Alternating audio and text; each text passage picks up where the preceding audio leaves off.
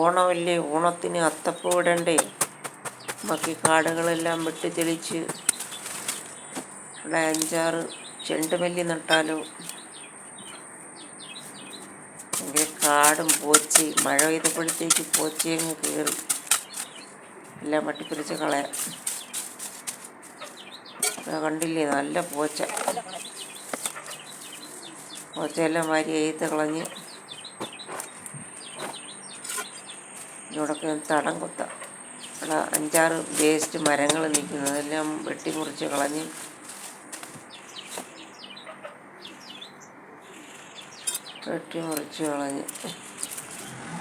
ഇനി അവിടെ തടം എടുത്തിട്ട് നമുക്ക് കുറേ ചെണ്ടുമല്ലി നടാം.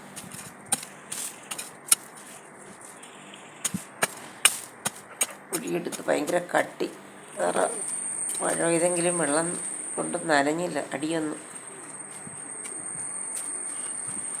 ഇവിടെ എല്ലാം ഒച്ചിൻ്റെ ശല്യമുണ്ട്, ആഫ്രിക്കൻ ഒച്ച്. അതുകൊണ്ട് ഉപ്പ് കൊണ്ടുവന്നു എടുത്ത് തടത്തിന് 4 ചുറ്റും വിതറണം.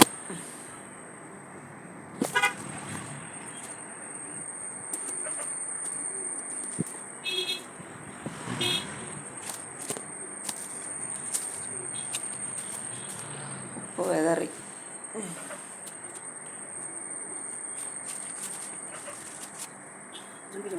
തൈയെടുത്ത് നമുക്ക് ഇതിനകത്തെല്ലാം നടാം.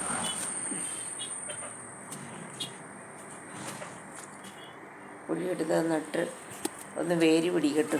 മഴയൊന്നും വലുതായിട്ടില്ല, ഉള്ള വളമെല്ലാം കൂടി ഇട്ട് കൊടുത്ത് ചിലപ്പോൾ അതങ്ങ് അഴുകിപ്പോവും, പൊടി തൈയില്ല. അതുകൊണ്ട്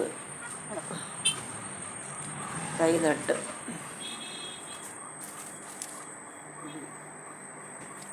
കൃഷിഭവനിൽ നിന്ന് കുറേ തൈകൾ കിട്ടിയായിരുന്നു. വെറുതെ ഇല്ല, ഒരു തൈക്ക് 4 രൂപ വെച്ച് മേടിച്ച് കുടുംബശ്രീ വഴി അവർ തരുന്നെന്ന് പറഞ്ഞ് കുറേ ഉപ്പ് വിതറി. എന്നറിയാമോ, ഉച്ചിൻ്റെ ശല്യം, ഒച്ച് വന്ന് ഈ തൈകളെല്ലാം തിന്ന് കളയും. ഇതിന് മുമ്പ് കുറേ കാബേജിൻ്റെ തൈ നട്ടായിരുന്നു, ഒരു തൈ പോലും കിട്ടിയില്ല, എല്ലാം ഈ ഒച്ച് തിന്ന് കളഞ്ഞ്. ഒരു സൈസ് മുട്ടൻ ഒച്ചാണത്, അതിൽ മൊത്തവും തിന്നും. കണ്ടാലുടനെ ഞങ്ങൾ ഉപ്പിട്ട് നശിപ്പിക്കും, പിന്നെ അതിനെ കൊല്ലുകയും ചെയ്യും, കൊന്നെടുത്ത് കളയും. പിന്നെ ഇതിൻ്റെ മുട്ടകൾ വീണ് അവിടെ എവിടെയും കിടപ്പുണ്ട്. ഇന്നലെ എനിക്കൊരെണ്ണം കിട്ടി, വലിയതാണത്. ചെടികൾ ചരിച്ചിട്ട അതിൻ്റെ ഇലകൾ മൊത്തവും തിന്നു കളയും.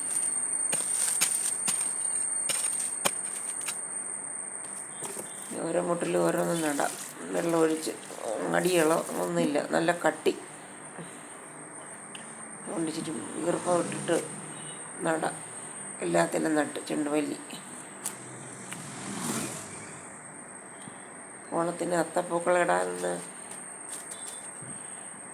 പൂ മേടിക്കണ്ടല്ലോ, നമുക്ക് കിളിച്ച് കിട്ടുകയാണെങ്കിൽ. ഭയങ്കര വിലയില്ലേ പൂവിന്, അതുമല്ല നമ്മളെ മുറ്റത്ത് നിൽക്കുമ്പം നല്ല ഭംഗിയില്ലേ ഓണമായിട്ട്.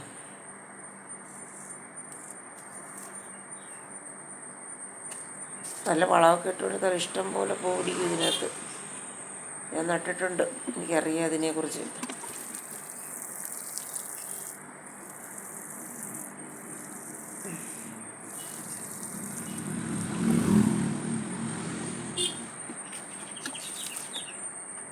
ഇനി കുറച്ച് തൈ കൂടി ഇരിപ്പുള്ളത് നടണം, നാളെയായിട്ട് നടണം.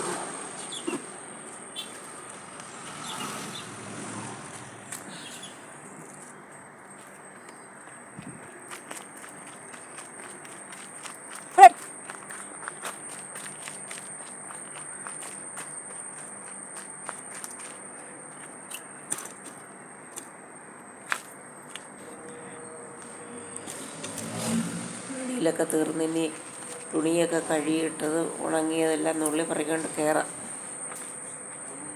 കയറി കുളിച്ചിനി വിളക്കൊക്കെ കത്തിക്കാം.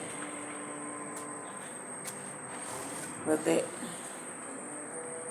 വൈകിട്ടത്തെ ജോലികളാണ് ഇതെല്ലാം എൻ്റെ.